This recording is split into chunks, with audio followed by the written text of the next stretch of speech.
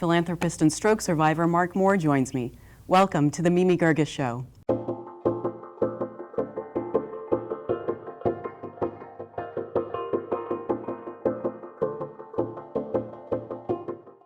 Everything was going really great for Mark Moore, professionally, socially, physically, or so he thought. In 2007, at the age of 46, he was hit by two nearly fatal strokes, and everything changed. He credits his faith in God and the support of his family with his recovery.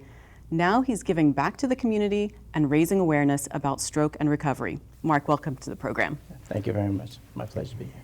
So tell us about that morning in 2007. Well, I can tell you exactly. May 12th, 2007 is one of those days where you absolutely remember. I woke up in the morning and was coaching my son's baseball team.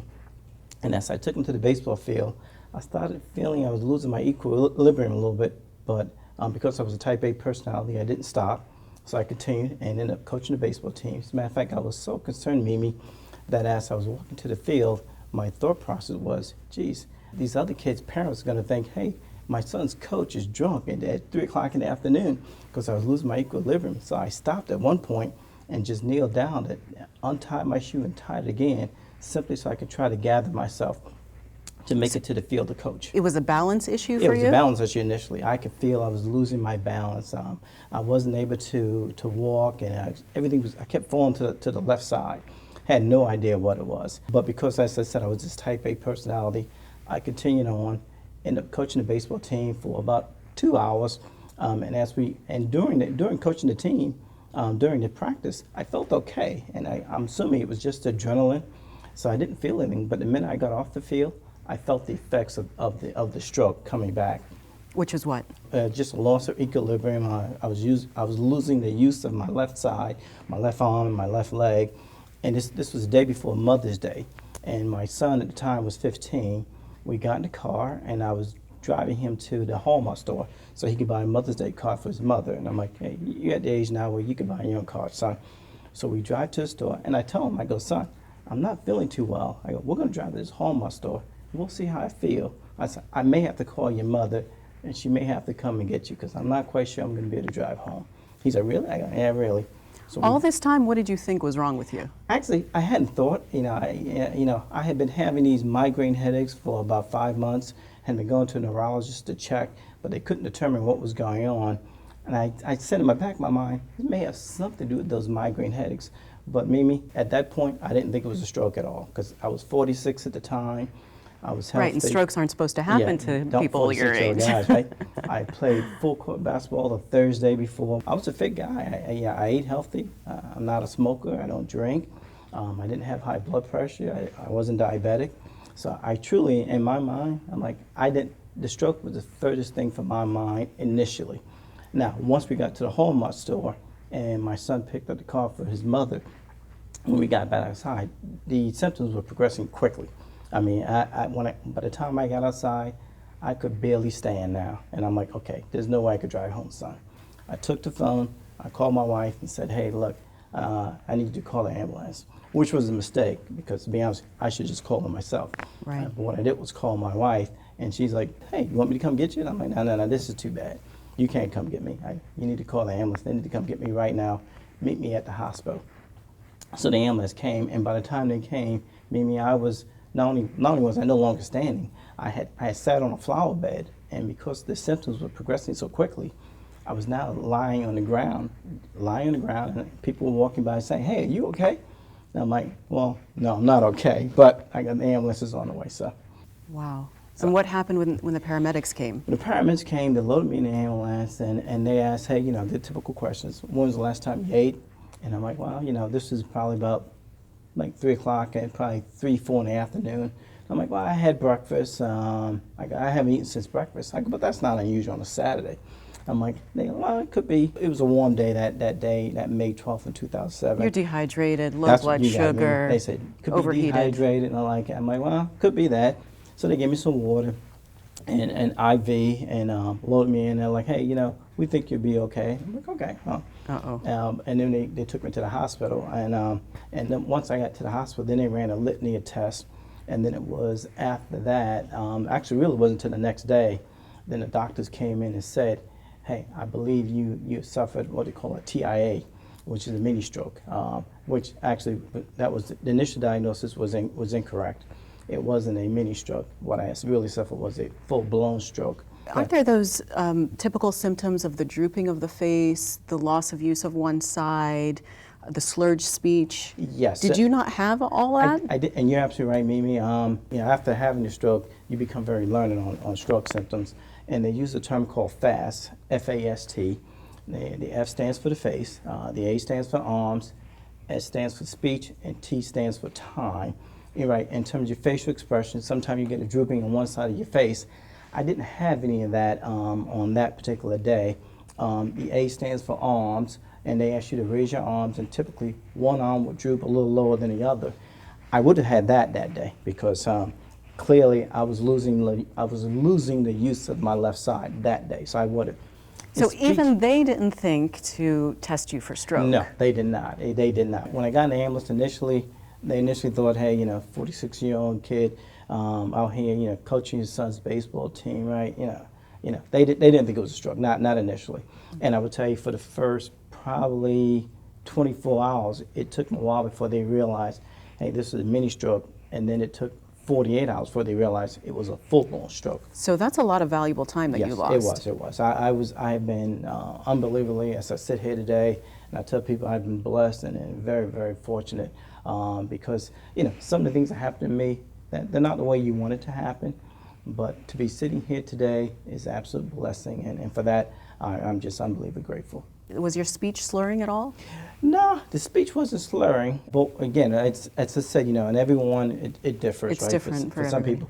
But speech for me wasn't impacted at that moment, although I was finding it very difficult to use things. I remember at the time when I called my wife, in error, as I said, I had it back then, they had the flip phones, and I had a flip phone, and I took it out, called my wife, and by the time I finished talking to her, I couldn't close the flip phone. So I had to tell my son, hey, can you close the flip phone for me? So he closed it, because I was losing the use of my limbs. So. All right, so 48 hours later, you know that you've had a full-blown stroke. Yes. What's the prognosis for you? What are you looking at? Oh, it wasn't very good. I remember Monday, the doctor came in to see me on Monday and said, hey, how do you feel? I go, and this was Monday morning. I feel okay. He goes, well, I think you'll be going home on Friday. Because at this point, they still thought it was a mini stroke. They go, and I think you'll be going home on Friday. I'm like, okay. And Mimi, that's the last thing I remember was him telling me on that Monday, I'll be going home on Friday, because the next thing I remember, it was 4 weeks later. I woke up 4 weeks later, and I'm still in the hospital, and my wife comes and tells me that, in fact, I didn't have a mini stroke, and what I had was a full-blown stroke. What do you mean, you don't remember anything? I don't remember anything. For 4 weeks, I was in basically what they would call a medically induced coma, because the second stroke occurred, and what happened was I was talking to my wife that day, and she said, you were talking to me, and then all of a sudden, because you got very quiet, and you stopped talking, and I told the nurse, hey, I think there's something wrong with him, and you may want to check. And she noticed my leg was swelling, and the nurse goes, that's because he's bedridden. And so my wife, who's a registered nurse, she goes, I don't think so. You may want to check. So they took me downstairs to run tests, and when they ran the test, they discovered that, in fact, I was having a second stroke, and that the vertebral artery in the brain had dissected, and blood was filling the cavity that the brain sits in. And But you were in the hospital. I was in the hospital. Couldn't they have prevented that second stroke? You being there? Had they known that, in fact, I had suffered a full-blown stroke the first time, yes, they clearly could have. But they was under the impression this was a mini stroke, and that I was on the way to recovery. But in fact, it wasn't a mini stroke. The fact of the matter, I had the stroke was because I had a blood deficiency, because my blood was clotting, and it was the blood clots that was forming that was causing the strokes, and that's what they did not realize. And that was a difficult thing to diagnose. As I mentioned at the beginning, Mimi, I started suffering migraine headaches in January of that year. And that's from this condition? And that's from this condition. And the first time I suffered a migraine, I had this aura effect. So it's important for people to realize that, if you see an aura effect, those things are serious. I had it the first time. Well, luckily for me, my wife is a registered nurse. So after the first time, I went and told my wife, I go, hey, I had these migraine headaches at work. And it's like a screening in front of my eyes. She's like, hey, that's serious. You may want to go to the neurologist. So I went to a neurologist, and they ran a litany of tests. MRIs, MRAs, they could determine anything. This went on for 5 months. Went to one neurologist, even went and got a second opinion. They looked at all the film, they go, Mark, we don't know what's causing these migraine headaches. But what was happening, Mimi, was at the time, the blood deficiency was beginning, but the blood clots were minuscule. So when it was going to the brain and infiltrating the vertebral artery, it was causing these migraine headaches. But by the time I ran and got the films taken, MRIs and MRAs, the blood clots had came back out, so they couldn't see anything. So it went on for 5 months, and then finally by May, the blood clots had become, the blood deficiency had grown to such a point where the blood clots became so large, it caused that artery to dissect, and that's what caused the stroke. And you said that stroke doesn't run into your family. No, it does not. Do you have high cholesterol, high blood pressure? Yeah, again, and to your point, Mimi, stroke does not run in my family. My parents did have high cholesterol, that they have, but my cholesterol, it wasn't even high at that point. Because you were so physically fit anyway. Yeah, it wasn't, in my case, it was simply because of the blood deficiency. And you know what, it happened, and you know, and while initially I was like, you know, kind of like, this really kind of really blows, right? You realize that, you know what, it happens for a reason, and I was okay with that. But you make a very good point, Mimi. In my case, my stroke was uncontrollable, but 80% of stroke symptoms are controllable. 80% of strokes are controllable, and there are things that folks can do to control to really lessen a likelihood of a stroke. So aside from eating well and exercising, you know, things like, you know, excessive drinking, clearly that would be one. They would tell you, you know, kind of watch your alcohol intake. Your obesity is clearly, exercise is very, very important. The other thing is watching your blood pressure. You know, monitoring blood pressure is very, very important. So Mark, what was happening during that 4 weeks that you were in this coma? Like, what was happening in your body and what was happening around you? You know, I don't remember a whole lot because, like I said, I was almost like I was in a semi-conscious state. I remember folks coming in and out of my hospital room and saying hello to folks. Don't remember a whole lot, but what was happening was in my body, from what I've been told, was that one, they performed what they call an emergency craniectomy, which is they drill a hole in the back of my skull, and to relieve the pressure on my brain. Because I remember, and all these things came back to me in school. They tell you that the brain sits in a sac and it's a perfect fit, right? And there's no room for anything else. Well, when that artery dissects and releases blood into the sac the brain sits in, it puts pressure on the brain, it squeezes the brain, and it will scar the brain. So what they had to do was drill that hole to relieve that pressure to get the blood out. So you could have died from that. Oh yeah, I absolutely could have died. I had to stabilize my head during that 4-week period, which is why I don't remember very much, because I was highly medicated, because they didn't want me to do, they didn't need a whole lot of movement going on. I needed to be still. But yes, you're right. And you know, funny, Mimi, my wife tells me that when they took me down and that Monday and discovered that in fact I was having a second stroke, and they came back up. Remember, up to this point, we thought I was going to go home on that Friday, right? So that wasn't going to happen. Yeah. So now Monday, they're telling my wife, hey, we got to perform emergency surgery on your husband, and we need you to sign this paperwork. You know, it's the obligatory paperwork that, hey, look, you know, we don't know what's going to happen, right? You know, he may live, he may die, right? So my wife reluctantly, because it's nerve-wracking, she signed it, and she goes, because I had to talk to family, because it was very nerve-wracking. She signed the paperwork, but she says one thing that was very telling. The doctor said, your husband is in a grave situation. And my wife's a registered nurse, and she's like, look, we use terms all along in the nursing profession. She goes, when we hear grave, we know it's really bad. So she knew, she goes, you were in a bad place. Are African Americans at higher risk for stroke? Yeah, we don't know why, but yes, African Americans are 2.4 more times likely to have a stroke than Caucasians. And we don't know all the reasons why, but absolutely they are. So what did the doctor say after you had this emergency surgery? What did they say that you should expect? You know, they really didn't know, because one of the things that I've learned over these periods of time is that the brain is a complex part of the body, right? And we don't understand all the things that occurs in the brain today. But the fact of the matter, they didn't know how much damage had occurred. They had hoped and prayed that they had performed the surgery soon enough, but they really didn't know. And Mimi, I think the telling part is, I remember awaking in June, and when I awoke, it was like 3 o'clock in the morning, and it's, you know, the television was on, and one of those early morning newscasts was on, and the newscaster goes, and this week is Father's Day. And I remember thinking to myself, No, it's Mother's Day. Exactly, that's what I said. I'm like, Father's Day? Well, that can't be. And I'm like, it was just Mother's Day. You're like Rip Van Winkle. Yeah, You just woke up. So I just sat there, because, to be honest with you, I was in shock and probably scared. And I just sat there. I didn't say anything. Nurses came in and out of the room. I didn't say anything to nurses, and I figured I'll wait for my wife, Brenda, to show up. And Brenda showed up. Then I said, she goes, "Hey, you're awake?" I go, "Yeah, I'm awake." I go, "What happened?" And she presents, she tells, she goes, "What do you remember?" I'm like, "Well, I don't remember very much. I remember that Monday, the doctor telling me I had a mini stroke, and that if I'd be going home Friday. I woke up this morning, and the guy said this week is Father's Day, so clearly I didn't go home on Friday. I guess I know that was Mother's Day. I go, so clearly a lot has happened. And she goes, "Yeah, a lot has happened. You had 2 strokes," and she goes, "and you got a long, because you was in a very tough spot." She goes, "But you're better now, and you got a long recovery here. You should be okay." But I remember the one telling thing she told me, Mimi, to your point. She looked at me and she goes, "Do you remember who I am?" And I thought to myself, what kind of question is that? And I'm like, "Yeah, I remember who you are. You're Brenda. You're my wife." And she goes, "Do you remember your children?" And I'm like, "Yeah, I remember my children. I got 2 kids, Janae and Marcus."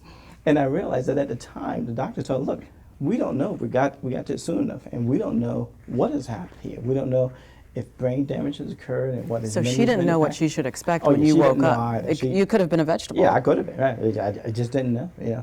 And that you were talking. Yes, yes. Because I know stroke can really affect the language center. Yes. I was very fortunate, depending on where the attack in the brain occurs, whether it's in the right side, the left side, the front, or the back. They can have a good feel for what they believe will be impacted in terms of your ability. Now, in my case, it was in the back right side of my brain, which certainly would impact the fine motor skills on the left side. Funny you talk about one of the things I did. I lost peripheral vision on the left side. So I've lost probably 95% of peripheral vision on the left side. So right now, as I'm sitting here, I'm looking at you, I can see you. But if I look straight ahead, I can't, typically I would know someone's there. I can see someone to the right, but I don't know that you're to the left there. I have to look right at you. Is that the only residual effect you've had? That's the biggest thing. The fine motor skills. I tell you, I used to play basketball every Thursday night. Yeah. Well, I don't do that anymore because dribbling with the left hand is a challenge now. So, but other than that, like I said, I'm grateful because, those, in my mind, those are minor things, and you can adapt. So it was just a matter of some physical therapy for you, and you were fine. Yeah, but it's long. The hospitalization was for 6 weeks. I had to go through 2 months of physical therapy, and it's not just physical therapy. It's physical therapy, it's occupational therapy, and it's speech therapy because you have to learn everything over again, and it's a long process. The physical everyone focuses on the physical therapy, but the occupational and speech is just as important. When I woke up. And I tell people, and this puts into perspective, as we're going through the rehab, I think it was the occupational therapist in the first meeting said, "Hey, can you tie your shoe?" Exactly. Of course I can tie my shoe. Well, I'm a grown adult. And that's exactly what I said. Of course I can tie my shoe. She said, "Go ahead, tie your shoe." I'm like, "Okay." So I bent down. I couldn't tie my shoe. But you have to relearn those things. But that's more than just physical therapy. That's occupational therapy. And then speech therapy is really the cognitive process, learning to do things all over again. Like I had to sit and I had to, I worked as an accountant. I'm an accountant all my life. I'm a chief financial officer, a chief operating officer. I had my own company, wrote checks all my life. I had to learn to write checks all over again. You have to relearn, reteach because the brain all over again. Because you couldn't remember how to write a check, or was it the fingers? You have to it's the brain. It's not necessarily, the fingers, because the brain tells the fingers what to do. Right. But what you have to teach, the brain has to relearn these things all over again. So, and it comes back quickly, and it did. But let's talk about your work, because you were working at the time. Yes. And obviously, you had to take some time off. When did you feel ready to go back? Well, the stroke occurred in May. I went back to work in August, which is pretty amazing, Mimi. And 3 months later, I was back to work. And were you at your full capacity? I went back part-time because really, physically, you couldn't do it. I couldn't go back full-time. I went back part-time. It's funny you mentioned that story to me, because when I told you I was in the hospital for 6 weeks and 2 months of intensive rehabilitation, at the end of the 2-month period of time, I finished, and I remember I was talking to one of the therapists, and she goes, "What are you going to do Monday?" Because it was a Friday. And I'm like, "I'm going back to work on Monday." And she goes, "I don't think that's a good idea." And I'm like, "Okay." And I'm like, well, I just completed 2 months of rehab. What am I supposed to do? Especially somebody like you that's worked all your life, and you're like, right? you I'm said like, type A, I'm and a you're type like, A, you know. I'm like, you gotta kid me. I'm like, well, what am I supposed to do? And she goes, well, most people have these strokes, they don't go right back to work. And I'm like, yeah, I hear you, but you didn't answer my question. What am I supposed to do? Right. If I need more rehab, I'll stay and do more rehab. I go, but you're telling me I'm done. There's nothing else to do here. I go, I need to go back to work. I'm like, look, yeah, I don't do manual labor. I'm sitting behind a desk, right? I'm not gonna go back full time, and I went back part time. And I would advise anyone who's going through that, ease yourself back into the process. I went back just doing half days, and I did that for a month. I regained my strength and all the other things with God's blessings. 3 months after the stroke, I was sitting back behind my desk working. let me ask you about your faith. Yes. Because I know that this process strengthened your faith in God. You'd already been a Christian, but for a lot of people, hardship challenges that faith. Oh, yeah. And they say, well, if God was, who he says he is, why did this happen to me? And I don't believe it anymore. That's an excellent question. And initially it didn't, maybe. I'm like anyone else, right? Initially, I asked all the questions, why, right? Why me, right? I didn't do anything wrong. I'm a 46-year-old guy. Why is this happening to me? And I will tell you, when Brenda first came in the room and told me that I had suffered a stroke and told me that I had a long recovery ahead of me, maybe initially I didn't want to work. I didn't want to do it. I just didn't. And I was like, matter of fact, funny story. Brenda came in. None of the nurses and doctors told me what had happened. I'm quite sure the game plan was, we'll let his wife tell him. So when Brenda came, she tells me, and remember, while I was in the hospital, that 6 weeks in the hospital, Brenda stayed in the room every night for 6 weeks, slept on the sofa, and she stayed and watched me. And as I went through the 2 months of rehabilitation, she sat through every rehabilitation session, 3 days a week, 4 hours a day. She sat in the back and just watched. Didn't say anything, just sat and watched. So she was there throughout the process. But on this day, here's the funny part about this day, she tells me I had these 2 strokes, and it's about 5 o'clock, and then she goes, okay, I better go home because, you probably need some rest. And I'm sitting and thinking to myself, I was in a coma for 6 weeks. How do I need rest? I've been sleeping for a while. Rest, right? But she knew she had told me a lot, and she really wanted me to digest and take all this in, which actually was a good thing, because when she left, to be honest with you, I really sat there and I was like, I really don't want to do this. But then You're feeling bad for yourself. I really was feeling bad. But that day, you talking about faith, maybe, I remember my mother telling me something when I was a very young kid, probably 12, 35 years ago. She had said, God only gives you what he knows you can handle. And I hadn't thought about that for 35 years. And that night, it came to me, and as I laid down, I was like, you know what? If he's giving this to me, he must think I can handle it. So I'll accept this and I'll move on. And I'll tell you, and for me, that changed everything. My attitude changed. I opened up and I was more accepting. I did, well, let's put it this way. You go through the pity party, but it wasn't too much of a pity party because it goes back and forth. But I was clearly at a point where I was willing to accept the fact that, this is what God gave me and I'll deal with it. You're writing a book, a memoir about this called Yes. My Stroke of Faith. Mm-hmm. Some people would call it your stroke of luck, that you recovered so well. Excellent. And it's funny you said, because someone said that to me, as a matter of fact, and that's how I got to the title, Mimi. I was talking to someone and I was telling them what had happened, and Mimi, I'm always amazed because I'll meet people, and most people had no idea I suffered 2 strokes. And if I tell them, they're like, you gotta be kidding me, because I wouldn't have guessed you had 2 strokes. I'm like, no, I did. I go, they're like, man, what a stroke of luck. And that's how I got to the title of the book, because I thought to myself, well, it's not really a stroke of luck, it's a stroke of faith. Because the fact of the matter is, my sitting here today has everything to do with faith. You and your wife started a foundation to Yes. give back to the community. Why did you start that foundation? I'm not sitting here today because of me. I'm sitting here today because of all the wonderful things God has done for me, because of my wonderful family, particularly my wonderful wife, Brenda, and a lot of friends. So I'm here today because people have helped me get here today. And my wife and I decided, we need to help people as well. The fact of the matter is, after the stroke and my recovery, my partner and I was fortunate enough to sell our business, and we did quite well. and we thought it was important for us to give back. So we created a family foundation because my wife and I, it is our way of trying to give back. Just as others helped me, we want to help others. Let me ask you this. Had you not had that stroke, what would you be doing now? I'd probably still be working. Entrepreneur, I'd probably still have a startup company and still doing that stuff. I'll be honest with you, someone asked me a question. I'm a lot closer to God today than I was prior to the stroke, and I probably wouldn't be as close to God today as I was back then. No two ways about it. And clearly, while we certainly gave in terms of from a philanthropic standpoint, we probably wouldn't be giving to this extent. We're certainly giving more today because we realize we've been blessed and we want to bless others. And you just never know what's going to happen to you. You're absolutely right. I learned that things can change in a blink of an eye. I found out that stroke is the leading cause of adult disability That's in correct. the U.S. That's right. So what do you say to victims of stroke and their families? First of all, if it's God's plan, you can recover. And I like to tell people, look at me, I'm proof. Because back in 2007, Mimi, I couldn't walk, I couldn't use my left hand, right? I couldn't get a bowl from the top shelf, right? If you told me something within 5 minutes, I forgot it back in 2007. I couldn't remember anything. So you can recover. It's hard work, and there's no doubt. And I tell people, I've had a 30-year career in business, being a chief operating officer, chief financial officer.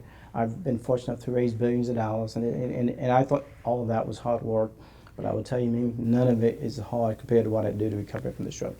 It's hard work. So I tell people, look, it's hard work. Be prepared for that. The other thing I would tell people is lean on your family. You don't have to go this route alone, right? I was very, very blessed. I had wonderful family and friends that helped me along the way. My wife and children and some very dear friends. My business partner, they were all supportive throughout the process, and they helped me get here today. So I would tell people, look, don't try to go it alone. If you look at it and think you're going to try to go it alone, it becomes a mountain too tall to climb, I'll be honest with you. Mark, thanks so much for being on the program. Thank you, Mimi. I appreciate it. This has been the Mimi Geerges Show. Thanks for watching, and I hope you'll tune in again next time.